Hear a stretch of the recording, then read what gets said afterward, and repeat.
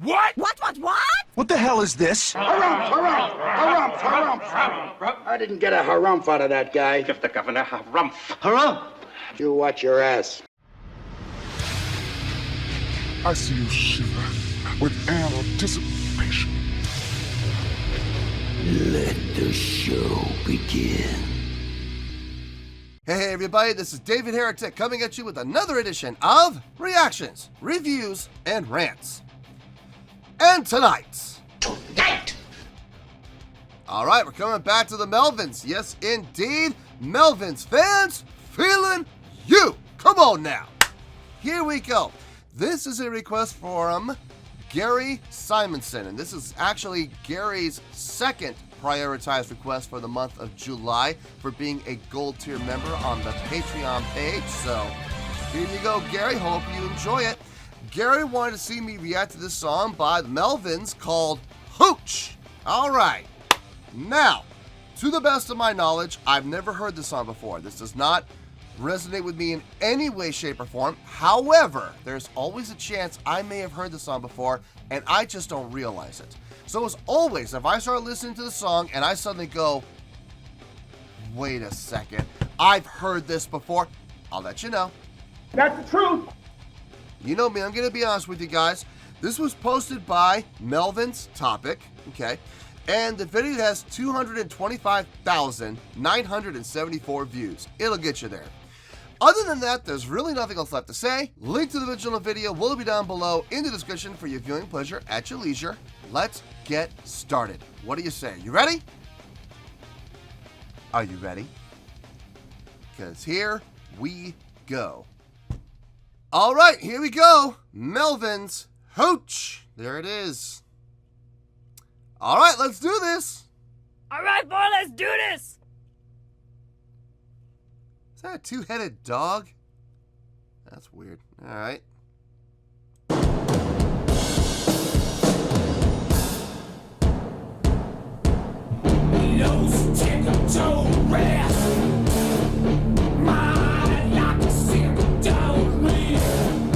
Ooh, I like those accents.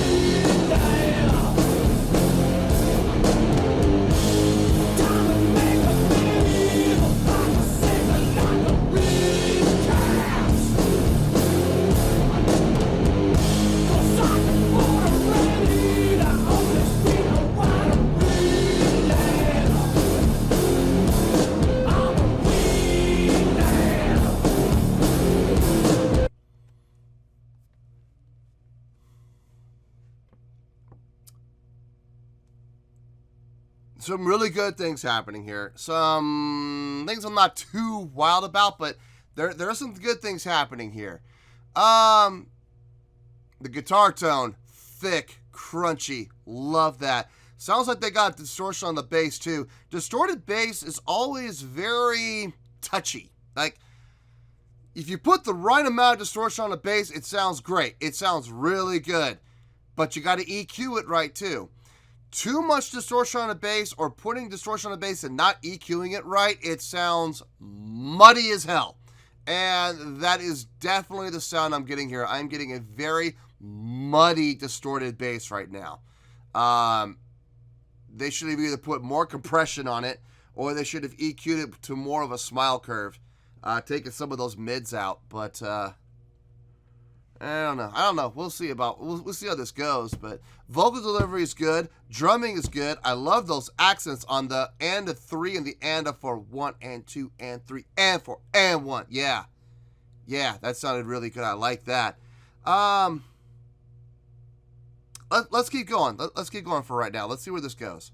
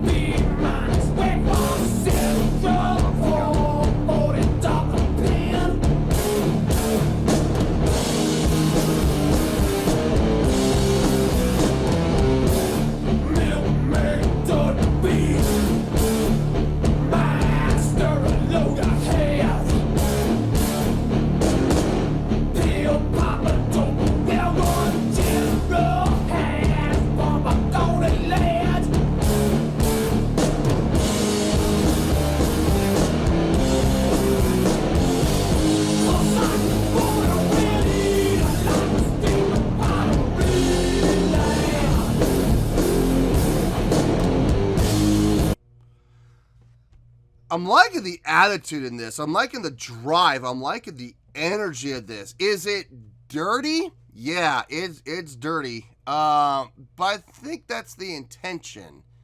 I think that's what they were going for. Like, they're trying to be dirty. They're trying to get that muddy sound. And mission accomplished, you know? Absolutely. Congratulations, guys. I don't know if I'm the biggest fan of this one. I mean, it's got some things going for it, but the overall, I'm not sure if I'm sold on it. I don't know. We got another, well, 30 seconds. Let's see where we go from here.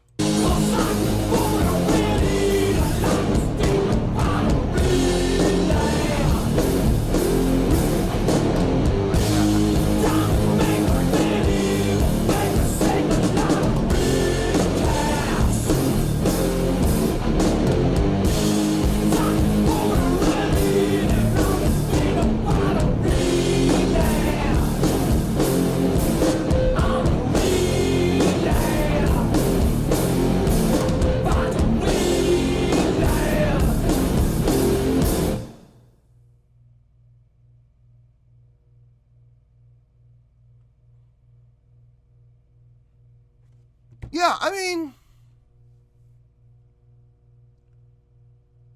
I'm going to think about this one. This one's going to require some thought. I'll see you in the review.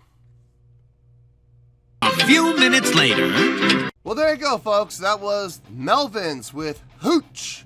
This was a request from Gary Simonson, and this was Gary's second prioritized request for the month of July for being a gold tier member on the Patreon page. So there you go, Gary. Hope you enjoyed it. All right, I thought about this. I had to spend some time on this one. I really did. There was a couple things I had to think about. On a scale of 1 to 10, I'm going to give that a 7.7. Yep, 7.7. I feel good about that score. Let me tell you why. Why? I'm going to go backwards. I can't believe I'm going to do this. So I'm going to move backwards. I'm going to start with vocal delivery, which is weird because I usually spend vocals at the end, but let's talk about the vocals now. Vocal delivery, one of the strongest aspects of this song. It sounded really good. His vocals fit this song really well. Great projection, great tone, great vowel formation. I loved how he would put the emphasis. I have no idea what he was saying, but toward the end of the phrase, toward the ends of the chorus phrases, he would go into like this E sound that was like, but he got it from the chest in an open throat, so it almost sounded like a very quick U to an E sound, wee, like that. It sounded really good. I dug that. Very strong, very powerful, great conviction in the vocals. Guitar tone. I loved the tone of the guitar in this. Very well mixed, very well EQ'd, very crunchy. Execution. I mean, it's the Melvins. I'm gonna get to that in a second, okay? It was dirty. All right, let's call a spade here, okay? Guitar playing, it was dirty. It wasn't like super clean, guitar virtuoso, everything, super precise and clean. It was dirty, okay? Let's be honest here. Bass, distorted bass. I said it before in the video. It's very touchy. If you're gonna do distorted bass, don't overuse the distortion. I know that is like the thing that every bass player wants to do. When every bass player, because I know because I was the same way. The first time you use distortion on bass, the first thing you go through your mind is Cliff Burton. That's the first thing that goes through your mind. I want to get a Cliff Burton sound. No, you don't. Remember, that was a bass solo. You know, that's different. Anesthesia was a bass solo. For the most part, Cliff would play clean with his bass. So, there was only in spots where he would ever kick on distortion.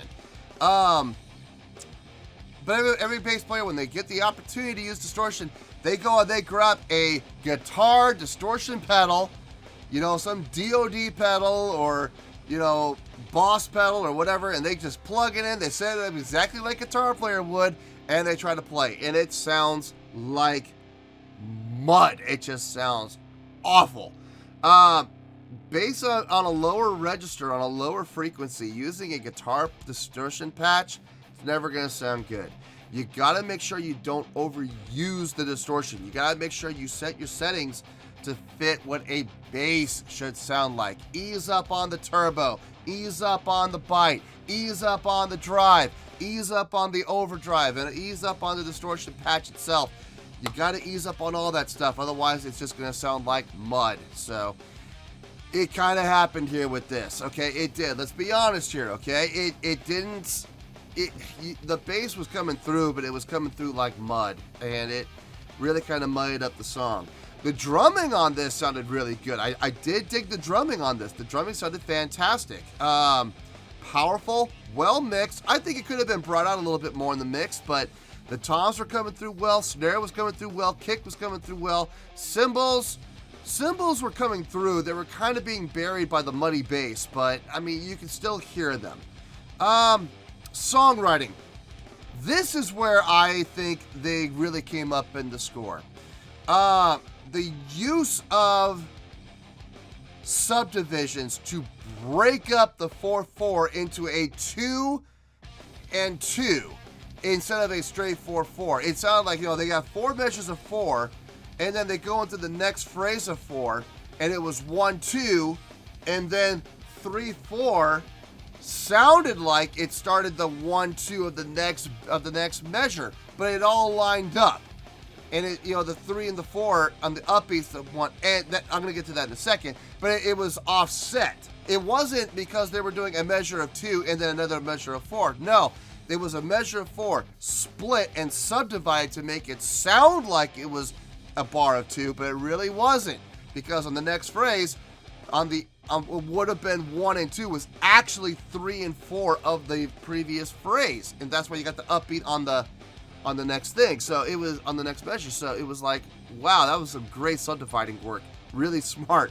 Really threw me for a loop. I even was trying to count. I did get it, but man, I was so tempted to just do 1, 2, and then the next measure, because it was set up like that, start on 1. And I shouldn't have done it, because every time I did, it was 1 and 2, and I was like, no, that's 3 and 4, isn't it? It's 3 and 4. So no, it was really well done. Threw me for a loop. I loved it. The subdivisions were really good on this. It was really good, and that's one of the biggest selling points for me. Now, was it dirty? Yes, it was. But I have to keep in mind, this is Melvins, okay? This is not Dream Theater. This is not Platypus Project. This is not Liquid Tension Experiment. This is not Rush. You know, this is not, you know, Dixie Dregs. This is not Spock's Beard. No, this is Melvins, okay? They are supposed to be dirty. They did all that dirtiness on purpose, probably. I'm going to give them the benefit of the doubt and say they did it on purpose, because it's their style. So I got to give them on that. I got to give it to them on that. So that is why we are coming up to the 7.7. Still a really good score. If you're not sure about that, look down below at my scoring chart. You will see very clearly 7.0 is the bottom threshold for really good. This is 7.7. It's up there. Not great. I wouldn't call it great, but it's up there on the really good scale. So, 7.7, final score, I have spoken. Well, that's going to do it for this edition of Reactions, Reviews, and Rants. Hope you'll enjoy the show. Hopefully, I was able to entertain you. If I was able to put a smile on your face and brighten your day, that did my job, and I'm so glad I could do it. If you did enjoy the show and you would like to see more videos like this, feel free to join the fan base by clicking on that button down there. Yeah, you know the button I'm talking about. Click on that button, join the fan base to become one of us. Now, for whatever reason, if you don't feel like clicking on that button, that's okay. I still respect you. Also, if you did enjoy the video, please feel free to give the video a thumbs up. It'll do me a world of good and will do you absolutely no harm whatsoever. Finally, if you guys do join the fan base, you will find a bell down there that you can click on. By clicking on that bell, it'll keep you up to date on everything happening with this channel, including when new content gets dropped. So, if you want to stay in the know, click on the bell and you'll stay in the know. Well, that's going to do it for the night, folks. Until next time, this is David Heretic signing off, reminding you to stay fabulous and support each other. Later. Peace.